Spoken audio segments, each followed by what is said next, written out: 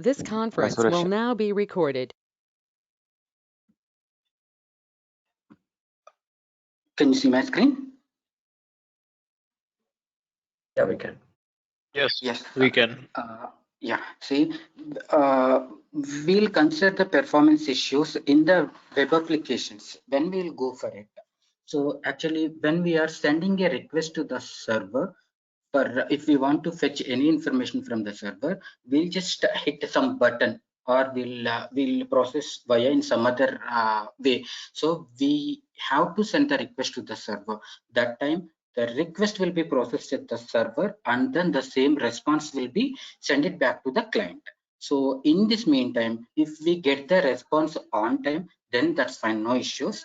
Or if we are getting the response in the delay time, meaning like, so the request has to be processed in maybe 30 seconds, but the request is not processed in the 30 seconds, it's take maybe 50 seconds or maybe 1 hour, 1 minute or more than that time. So that time we have to think about it, where exactly the time is taken to process my request.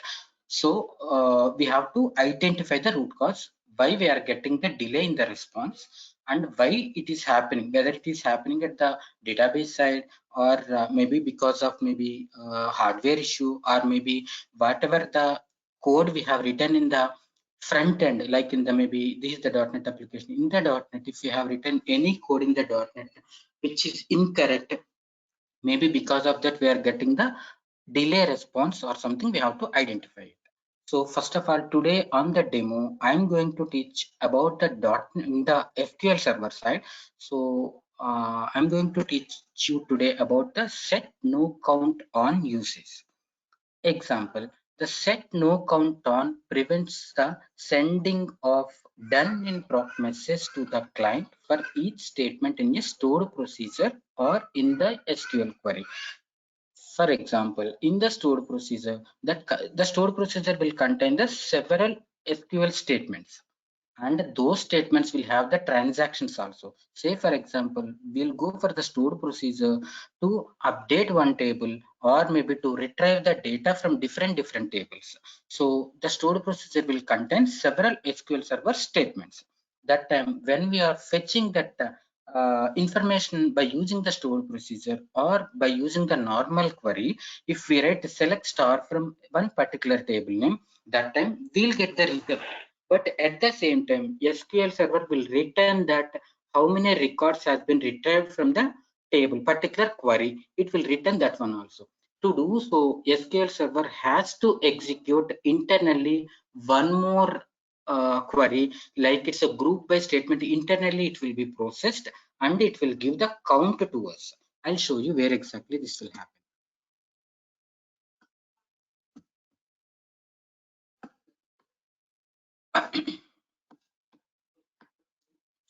Stop sharing.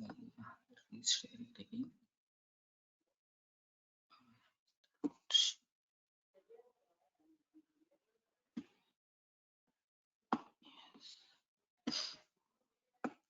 For that, actually, I'm creating one of the tables which is called employee and address table. So I'll create one table. I'll give it to you with that.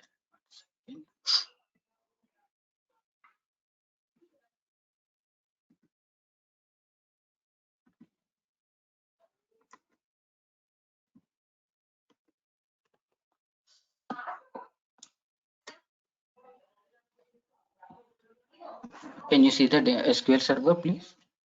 Can anyone tell me? Hello. Am I audible to you?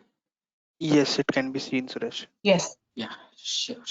Now I'm creating one table with employees. The table name is employees, which is having the employee ID, first name, last name, email, phone number, hire date, salary, address, city, state, country, pin code. And I am creating this one primary key also I'm creating in the employee table, which is the employee ID is the primary key. And then I have created the identity. So which I need now to insert the employee ID when I'm inserting the data each time. So the identity column will take care of that one. It will automatically starts with the 1, and then when we are creating the second record, it will automatically increase it by 1. So that's what. Now I'm creating this employee table in the database. This is the one. See, can you see this here? The 4 rows has been affected. Here the 4 rows affected, because why we are getting this one here is in the employees table, I'm inserting this one employees 1 record, and then here Suresh second record, Pavan is the third record, and Ganesh is the fourth record. So total 4 records I have inserted here. So to give this result, SQL Server has to run one more query internally, and then it will give the how many records has been affected here. Say for example, I'll write one more query here. Select star from employees where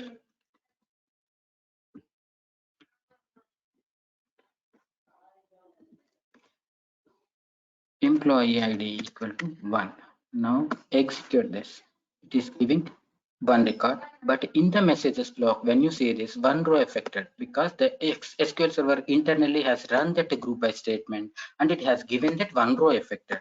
So in the real-time example, say for example, we have lakhs of records. Say for example, as per the client request, as per the client specific requirement is like he wants to get the report for the customer, one particular customer, or maybe how many, say for example, I have 100 customers. I just wanted to get the 100 customer information at a time. So that time I'm going to run one query saying like select star from the customer. So that time if the customer table having more records, that time the customer information will be seen in the SQL query. But at the same time, to give this 1 row affected or how many ever records has been SQL Server retrieved, it has to execute one more query internally, and it has to give the data for us.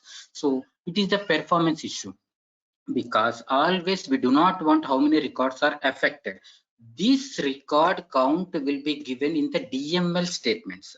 When DML statements are insert or even update, even delete, when we are performing these actions also, it will give this count. I'll just write the update query and then I'll show it to you now. Update where employee ID equal to 1.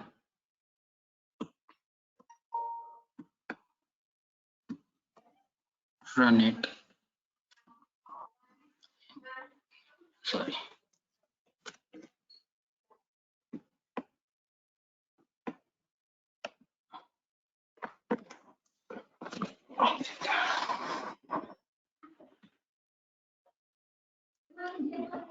Yes, one second, let me check that. Employee disconnect.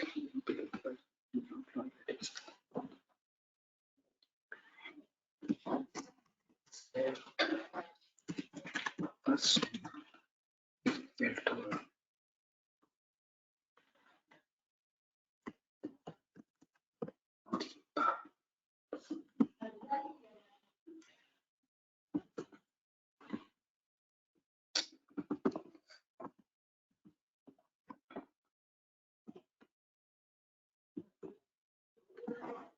See this here also in the update statement also it's written 1 row affected, because I'm updating only for one employee. Say for example, if I have multiple employees here, say for example, how many I have here, 4 employees I have. So now I'm giving the employee ID in 1, 2, 3, 4. Now I'm executing this statement. It will return 4 records are updated. At the same time, when I'm deleting it, delete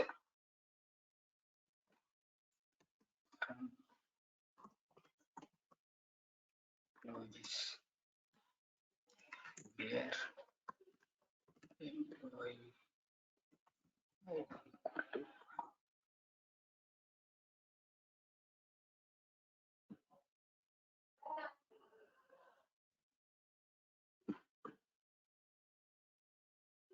one row affected. So when I'm deleting also, it is happening. When I'm inserting, when I'm deleting, when I'm selecting, when I'm updating also, SQL Server will internally run that and then it will give the result to us.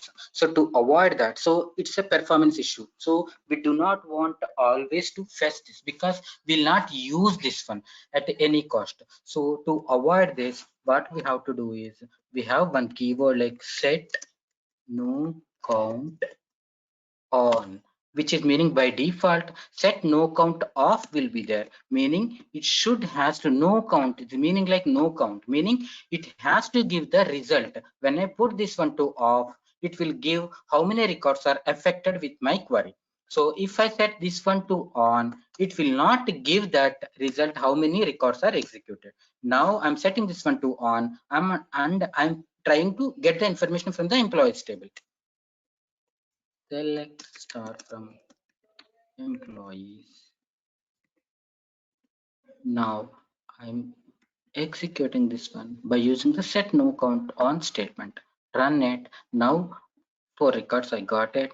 Now 3 records I got it. Now we got only commands completed successfully, but it has not written any count how many records are executed. Now again, if you want it, put that one to back, set no count off, then you execute this. You will get that record count again. So to do so, to give this how many records are retrieved from the database, SQL Server internally has to fire one more query, which will be internal, that we couldn't able to see that we cannot see that. So SQL Server has to execute the statement, and it has to give the information to the persons who has executed that. Now I'll show you for the delete statement also for the same. Now delete from employees where employee ID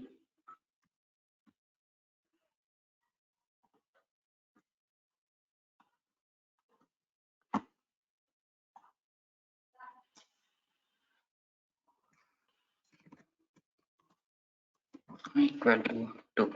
Now comment this, run this, employee ID set no count off, set no count on, we give, and then now I run this query. Now command successfully, we got it.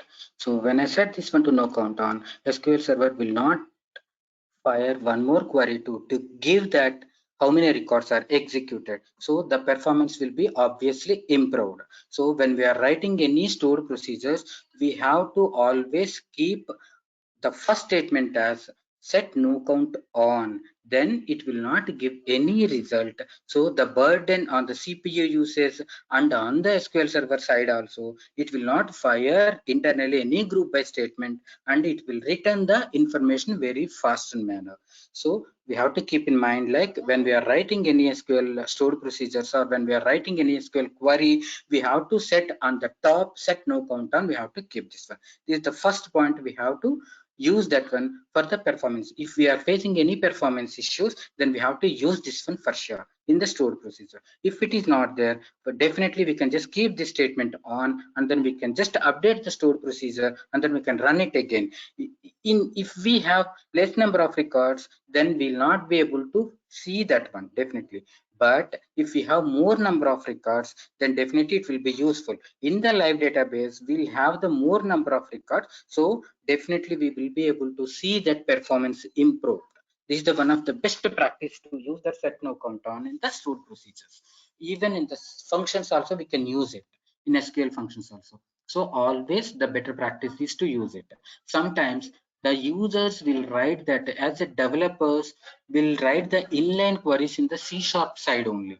Like in the C# side, they will write the SQL statement. Like if they want to get any information from the stored procedure, from the database, directly they will write the SQL statement. It's there itself only. There also, before we writing the SQL statement, we have to keep the set no count on, because we'll not use this count anywhere. That's what itself only we have to keep that one set no count on for every select statement, or for delete, or for update, for insert. For all the DML statements, we have to keep this in mind, and we have to apply this one. This is the one of the best feature. And then the second one is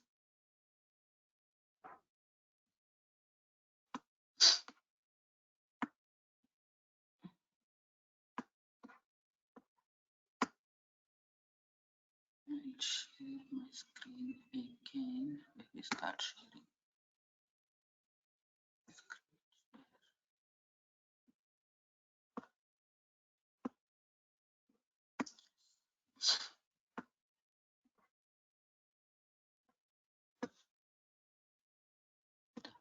The second one is with no lock. So with no lock is the default transaction isolation level in the SQL server, which is having like it's a read committed isolation level, in which retrieving the changing data will be blocked until these changes are committed. Example, select star from table name. With no lock, we have to give it. With the example, I'll show it to you in the database side.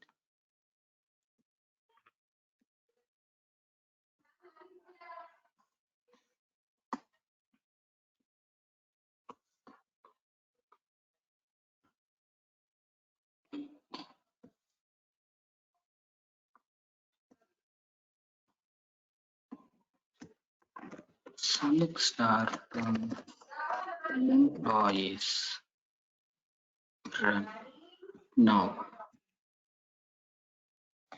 what I'm doing is at the side by side, what I'm going to do is I'm inserting one record in the employees table. Insert employee into employees table. I'm inserting as Vasu.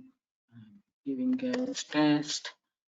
I'm trying to insert one record, but before that, what I'm doing is I'm beginning a transaction here. Begin transaction here, but I'm not committing the transaction. Commit transaction.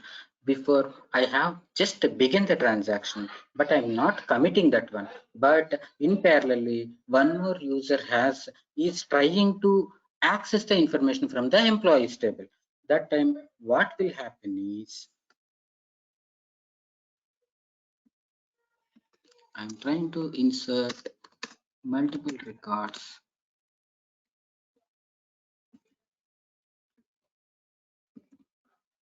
Here I'm giving as 1, 2, 3, 4.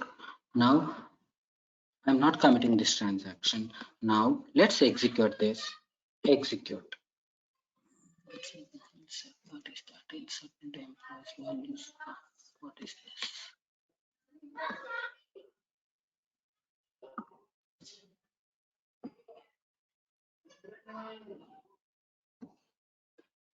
Where is the list? Sorry, 1 second. There is a syntax.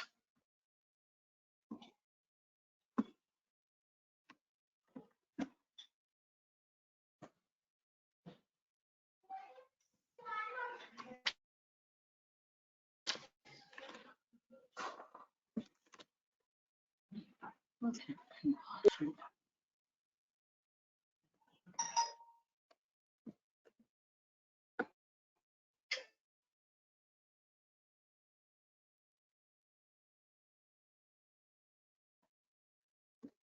Yes, what I'm doing is here, I'm trying to begin a transaction here, but I have not completed the transaction yet here. Now execute this. When you are executing this, you are not able to find out the result here because still the transaction which I have begun is not yet completed because this is not yet committed. Still the transaction is in process. So that time it will not give any result to us. Say for example, in the real-time scenario, what is happening is some person is trying to insert a record in the customer table or maybe employees table. That time one more person is trying to get the information from the same table. That time when we are trying to insert or updating or deleting the data from employees table or customer table, the transaction is in process because the person, when we are doing the DML statements, the transaction will be opened. That time until the transaction is completed or until the transaction is committed, if other person is trying to select that one, it will not be able to fetch the data until the transaction is committed. So here in this case, the same thing is happening now because my transaction is started, but I have not committed the transaction. That time when I'm trying to get the information from the database, I will not get any results. So to get the information, what I have to do is I have to keep with no lock here. Now, still, even though the transaction is not completed, if I try to run this table, I'll get the information from the table. Even though the transaction is under process, I can get the result by using the with no lock. So when this will be useful when we are trying to retrieve the maybe historical statement from the database. But in the same table, if other person is trying to insert the data, that time when we are fetching the historical database for the previous dates, then that will be very useful, because that time we need not to wait to complete the other transaction, so that immediately we'll be getting the information from the table, so that there will not be any deadlocks, there will not be any waiting time, and the transaction also will be completed successfully. The information also will be fetching very fast. So this is very useful keyword again with no lock. But as I told you, if the transaction is rolled back, say for example here, if I commit the transaction, which is fine, but what I'm doing is here I'm just setting this one to roll back.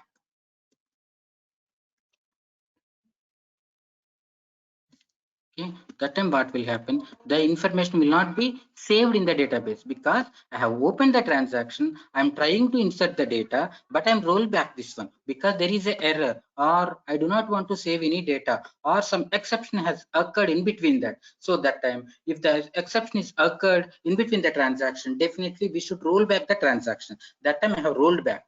But in other scenario, I have already tried to get the information by using the with no lock.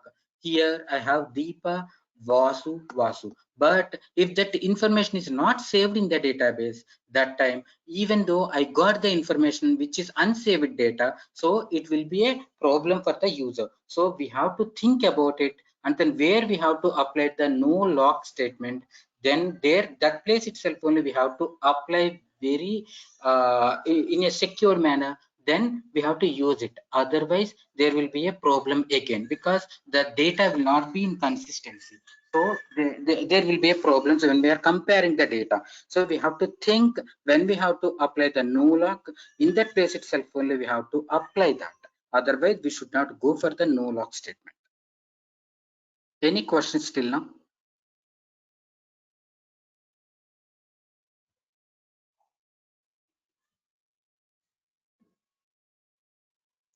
Am I audible?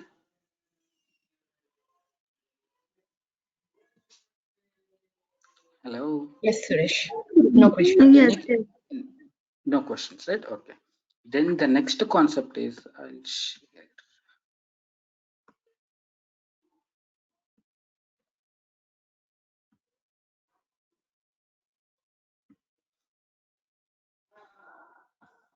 The next concept is SQL Server deadlock. When the deadlock will come, because we have to avoid the deadlocks in the SQL Server, so that the performance and the application also will be lifelong. So if any deadlock occurs, then the website will not be no longer be useful. Say for example, I am working as a product company. In the product company, if always when I'm using that product, if I'm keep on getting the deadlocks, the client will not be impressed, and maybe there are chances to cancel the agreement, or will not get any reference from the particular client also. So the major problem is the SQL Server deadlock. Even from the front end, if you are trying to fetch the record, we have to hit the database, we have to fetch the information from the database itself only to display in the UI, or maybe to display in the report. So always the deadlocks will occur in the database side itself only. What is a deadlock? In a database, a deadlock is a situation in which two or more transactions are waiting for one another to give up the logs. Example, transaction A might hold a lock on some rows in the employee table and needs to update some rows in the salary table. Say for example, I have opened the one transaction, and I have to update some information in the employee table, as well as I have to update the data based on the employee ID, how to update the some rows in the salary table also. So that time when the deadlock occur, SQL Server will choose one of the process as a deadlock victim and roll back that process, whatever the victim is there, so that the other process can be moved forward. Here I'm showing you one example here. I have a table A and then I have a table B. When I am writing the transaction on the table, that time mutually lock will apply on the process A, and in another transaction I am processing the table B. That time on the second transaction the lock will apply on the table B. So in the transaction 1, when I am trying to update that table B, that is mutually locked by the transaction 2, but in the transaction 1, when I'm trying to update that the table B, there will be a deadlock will occur. So that time what is the victim, it will check, and then based on the SQL Server will decide which one is the victim, and then it will terminate that process, meaning it will roll back all the transactions and it will move further to complete the other transaction. I'll show you with the example in the SQL Server side.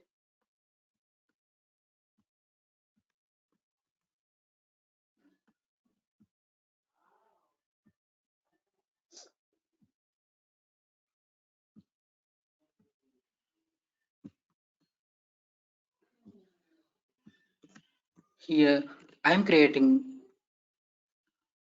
table 1 and then I'm creating table 2, and I'm inserting the values or table 1 in the table. I'm inserting the Suresh in the in the table 2 I'm inserting the Ganesh, something, two values I'm inserting it. Okay, now let's do that and then try to insert. This is done. In the table 1 I have the Suresh, in the table 2 I have Ganesh now, and I am beginning one transaction here.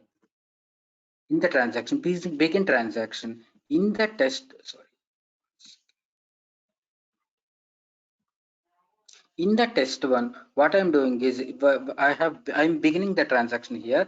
I'm updating the test table 1 and then I'm setting this one to transaction 1 where ID equal to 1. Yeah, if that is there, because I have already recorded 1 is there here in this table. Select, I'm just selecting this one now. In this table test 1, select star from test 1. Here I have ID 1 here. So in this what I'm doing is initially I'm selecting this one and then I'm beginning a transaction. I'm trying to execute this query because I'm updating this one. When we are doing any DML transactions, we have to use the transaction scope. So I'm updating this one. Then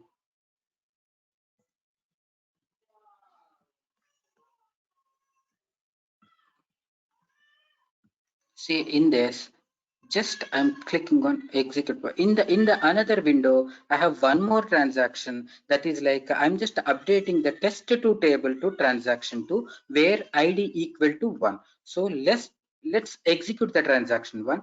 I have executed here. Now I have begun the transaction, but still I have not updated the transaction. I have not committed the transaction. In another window I have test2 table which I'm beginning the transaction here again, and I'm executing here. Now this command is successful. Even this command is successful. Okay. Now what I'm doing is here in this first transaction, I'm updating the test2 here. Now let's execute this. This is under process. Now in the second transaction, I'm updating the first table information to something else. And I'm updating this. Now what is happening? Transaction process ID 62 was deadlocked in a lock resource with another process and has been chosen as a deadlock victim. Return the transaction. Meaning like this has not been executed, but the first transaction has been executed successfully. So it returned the one row affected result also for me. Meaning this has been executed and this has not been executed for me. This is the deadlock because here in the first transaction I'm updating it, In the another window, what other user is trying to do is they are updating the table to and for the same record, but at the same time the first person is trying to update that same test2 record, test2 table with some other information, but which is under process, which the transaction is not completed yet. So that time the deadlock is happening. So because of that itself only we got the deadlock error here. The transaction process ID 62 was deadlocked on a lock resource with another process and has been chosen as the deadlock victim. Return the transaction, meaning like the transaction is returned rollback, which is not processed yet. So here the transaction is completed. So now I'm committing the transaction here. Now the commit transaction here, which is done. So here the transactions, when we are doing the multiple transactions, we have to make sure like which one has to be executed first. So I'll go for the further concept in this itself only. Suresh, I have a small question. Yeah, tell me. Go ahead, So during a performance run is when we are most likely to see deadlock situation, because I don't think in functional executions we see a lot of deadlocks. Correct. So what is the best way to avoid deadlocks? Because nowadays the database is shared across multiple transactions. Is there a way we can avoid or reduce the number of deadlocks we see in database? Yeah, that's what only. So first of all, when we want to reduce the database deadlocks, right, we have to identify in which scenario the database deadlock is happening. Correct. So we have to identify that one and what is the victim and which one has to be executed and which one has to be avoided. We have to set it somewhere, right? So for that itself only we have a concept called deadlock priority. So we have to set that priority. Say for example, we have two deadlocks in the transaction one and then transaction two. So the deadlock will roll back the transaction when based on the priority itself only. What is that priority? That least priority one will be rolled back to always. So here I'm showing you one more slide here. Can you see my slide? Yes.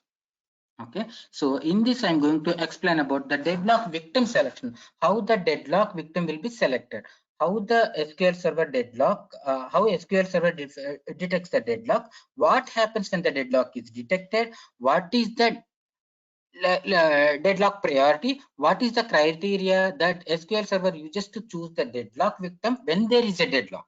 These concepts will be covered in the next slide. See here the deadlock monitor thread. Here we have a deadlock monitor thread. The thread will run for every seconds by default.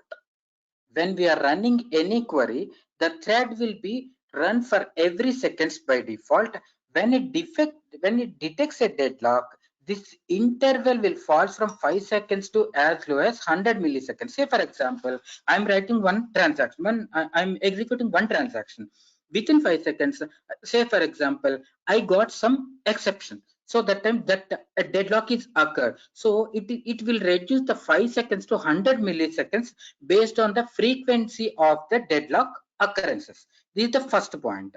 Then when it finally finds no deadlock, then again it will put back that one to the 5 seconds, because if any deadlock occurs, the time is reducing to 100 milliseconds. But if there is no deadlock, again SQL Server has to set that one to 5 seconds by default, because the default time is 5 seconds. So it will again set that one to 5 seconds, because when more transaction is trying to execute it, the database will take the 5 seconds as default. So that for each and every transaction, it will take the 5 seconds by default. If any error occurs, it will reduce to 100 seconds. Then that rollback will happen. Then after that, when the deadlock is detected, the database engine ends the deadlock by choosing one of the threads as deadlock victim. Just now I have shown you two transactions. In one of the transactions, which is under process, again I have opened the transaction but updating the same table. But the same table is under transaction in by using another transaction, right? So that time it will choose what is the victim. The deadlock victim transaction is then rolled back if the victim identified that deadlock transaction will be rolled back and return 1205 error to the application. If any deadlock occurs in the in the UI, will get the 1205 error. So the deadlock will be, the transaction will be rolled back, and then that victim is there, right? So I have opened transaction 1, I have opened transaction 2. In the transaction 2, I got the deadlock. So that time, whatever the transaction, whatever the statements I'm executing, it will be rolled back automatically. I need not to execute rollback, or I need not to execute commit transaction, anything. By system, by default, SQL Server itself only will roll back everything, and then it will set it to by default whatever the value before the transaction opened, before the SQL statement is updated, whatever the value is there, it will be as it is. It will not update any data in that. Okay, and then the victim, say for example here, the transaction process, say for example, when I have opened two SQL Server windows, the query window 1 and query window 2, I have opened it. Say for example, the transaction, the process ID, for each and every query window, the process ID will be there in the database. So for that, if I get any error in the process ID 89 in the deadlock on the resource, the another process, if it is processed, then the whatever the process ID has the deadlock, that will be rolled back automatically by the SQL Server. Then the deadlock priority, how the deadlock will be prioritized by the SQL Server, and then on what basis it will roll back the transaction. I have two transactions. When I have shown you the transaction 1 and then transaction 2, when I have opened the transaction 1, in the test 1 I'm executing, in the transaction 2 and test 1 I'm executing. In the transaction, in the second transaction, the same table when I'm updating, in the first transaction also same table I'm updating. But when I have, in my example, when I have shown it to you, the second transaction, the second query window has rolled back to that one. I got the error in the second query window. Why there itself only the problem came? Why it is not given the problem in the first query window? Because that will be chosen by the database by default. Because by default, the SQL Server chooses a transaction as the default deadlock victim that is least expensive to roll back. Least expensive to roll back meaning, say for example, in the transaction 1, I am updating the 10 records. In the transaction 2, I am updating the 5 records. So the least expensive is to update the 5 records, because to reverse that 10 records, SQL Server takes 5 seconds. But say for example, to reverse the 5 records, SQL Server takes only 3 records. Because 3 records. That time SQL Server thinks what is the least priority one, least expensive query to roll back it. So in this case, the 5 records rollback is the least expensive one, so that will be rollback. However, a user can specify the priority of a session in a deadlock situation using the set deadlock priority statement. Example, in my SQL query, in the transaction 1, in the transaction 2, when I'm executing parallelly, transaction 2 has deadlock occurred, but transaction 1 has completed successfully. But I wanted to set the transaction 2 has to be executed properly, but the transaction 1 has to give the deadlock error. That time, so in this scenario, I can set the deadlock priority, and then I can just continue further, so that whatever I set the priority, it will continue further, and then based on that, whatever I have set the low priority, it will stuck there, and then it will roll back the transaction. Example, by default, the SQL Server deadlock priority is a normal. So how we will set that deadlock priority? The statement is like set deadlock underscore priority to normal. Okay, the deadlock priorities, actually we have 3 priorities. One is the default one, as I told you, is a normal, and then it's a low, and then high. By default, the priority is a normal. When I set that, say in my transaction, in the transaction 2, in my second query window, I have not set any priority, so that one is a normal priority. even in my transaction query also, that priority is a normal only, because by default the SQL Server deadlock priority is normal. So in both the transaction, that is a normal one. So the deadlock, the SQL Server is identifying which one is the least expensive, and then it is rolled back. But when I set that one to the priority, the SQL Server will check the priority based on that itself only, it will roll back. I'll show you with the example now. And one more point here is like, what is the deadlock victim selection criteria? What is how it will select that deadlock, which one has to be killed first? So in the deadlock priority, if the deadlock priority is the different, the session with the lowest priority is selected as the victim.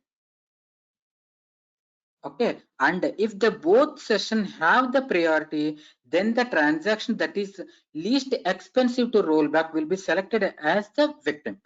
And if the sessions are have the same deadlock priority and the same cost, a victim is chosen randomly. Say for example, in my example, in the previous example, that is a normal priority which has been applied by the SQL Server. So in that case, SQL Server by default, it is taking randomly, it is selecting randomly, and then it is choosing, and then it is closing it off based on the least priority, least bothered one also. I'll give you an example now.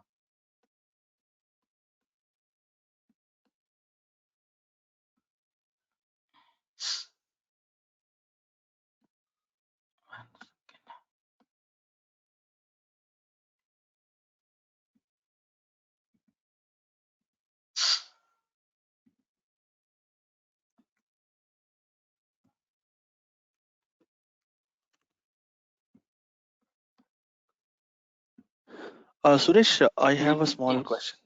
Yeah, tell me. So the monitor deadlock monitor thread that you showed us, that is a daemon process? Meaning, can you repeat what I mean, is your question? yeah. So the deadlock monitor thread that you said runs on the SQL server after every 5 seconds. Correct. So that is a daemon process, or that can be Correct. killed by any? No. The process can be killed. That I'll show Yeah, it to you. How to kill the process? I'll show it to you. correct, But correct. But what the my default. question was is, what my question is does it not add any performance overhead on the host server? Because if it is running after every 5 seconds, then the SQL server CPU and memory is utilized. So that No, does no, that no, not no, add? no, no, no, no, no, no. There will not be any performance issues, because that will be taken care by SQL Server itself only. There will not be any problem. So that is the SQL Server inbuilt function, which will not give any problem actually. Okay, okay, okay. Okay, to identify the deadlock, say for example, if it is taking 5 seconds itself only, say for example, when I'm running the query, so I got the exception, I got the deadlock within 1 second, right? That time what Correct, SQL Server is doing, it is trying to decrease that time to 100 milliseconds itself only. So that time it's need not to wait for 5 seconds, right? There will be a time saving also there, right? So if there is no deadlock, again it is resetting back to 5 seconds. So the SQL Server itself only is taking care of that one, right? So there will not be any problem on that. okay. Any questions? Did I answer your question or? Yeah, I mean, I'm just confused because you said when it runs for 5 seconds and it Uh, detects a deadlock, then it uh, starts running it in the interval of 100 milliseconds. So that means it is uh, interrupting more frequently as compared to 5 seconds. you are saying So like 100 milliseconds, you are saying, right? correct, No. That is for only for the particular transaction itself only. When the deadlock is occurred, then again it is resetting back, right? When the transactions roll back, again it is resetting it to 5 seconds. It will not wait for to reset or something. When the transaction is happening, it first of all, for every seconds, is there any deadlock internally, it will fire it. If is there any correct, deadlock occurs, it will capture the information in the particular table, or maybe external file, or maybe internal SQL Server log file. Then it will reset it. If that is not there, then SQL Server could not able to find out the deadlock itself only, right? correct.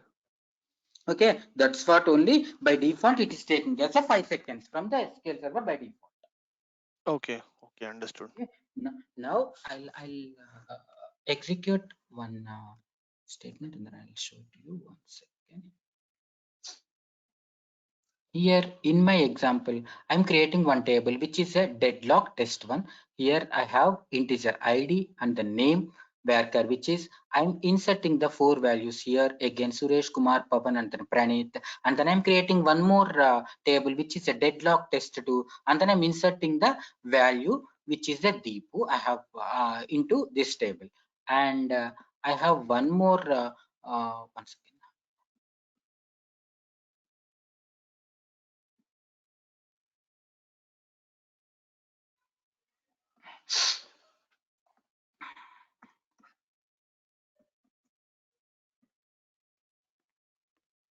In one more window, I have one more query, which is like now I'm executing this query. I'm just creating the tables with the values now. Let's execute this. It has been inserted few records. Here, as I told you in my first example, it is given the row count also, which is not required. But in my example, I'm not considering that one because just to show you this one itself only for you. Now, in my query, what I'm doing is I'm executing this begin transaction.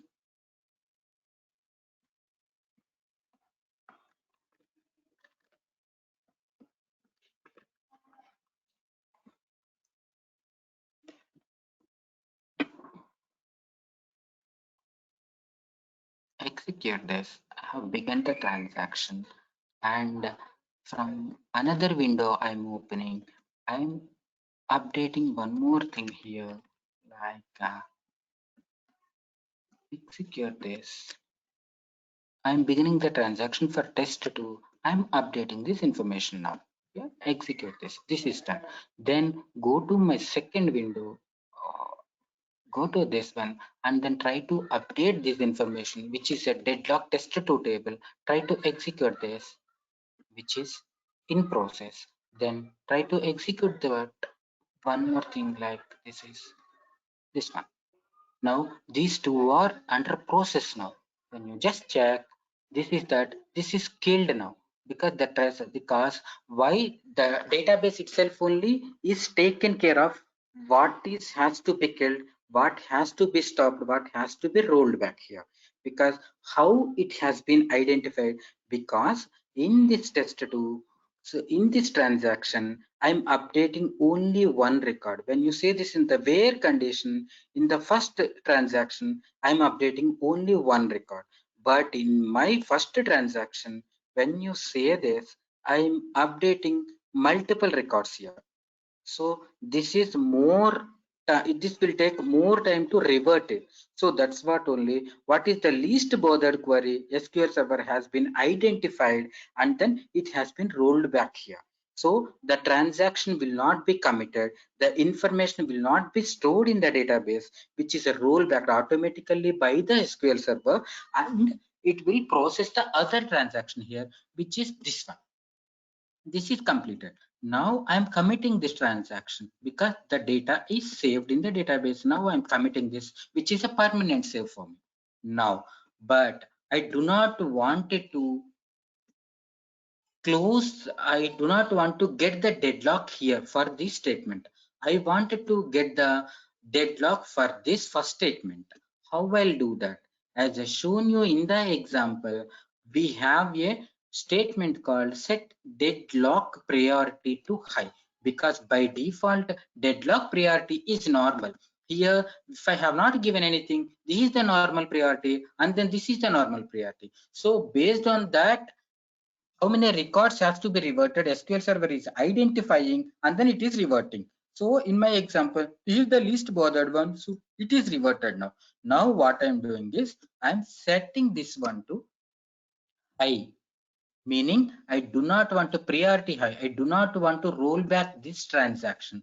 I wanted to roll back this transaction itself. So what I'm going to do is now execute this again.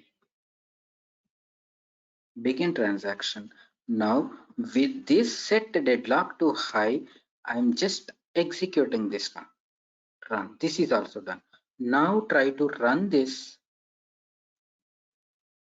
update this, and now try to do this update statement. What is happening here?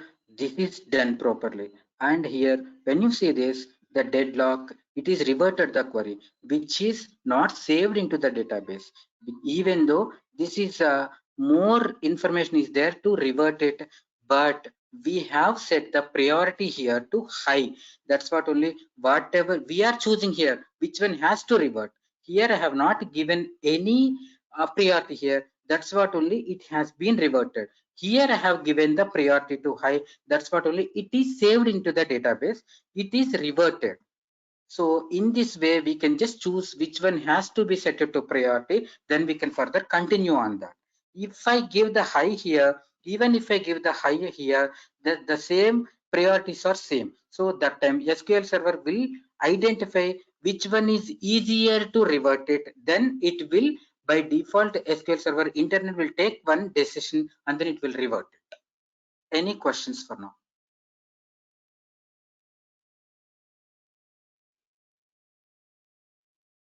No, I'm clear, Suresh. Here, that right? Okay. Once.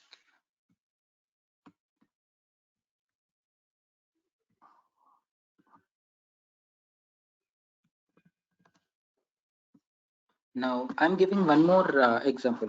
We have to log the deadlocks in somewhere, because say if we get the deadlocks, that's fine. But where we will log those deadlocks, and then how we will identify the deadlocks. So these information we can store it in the database by using one particular command. One second. This is anywhere. This I'm committing this transaction. Done. Now in the query.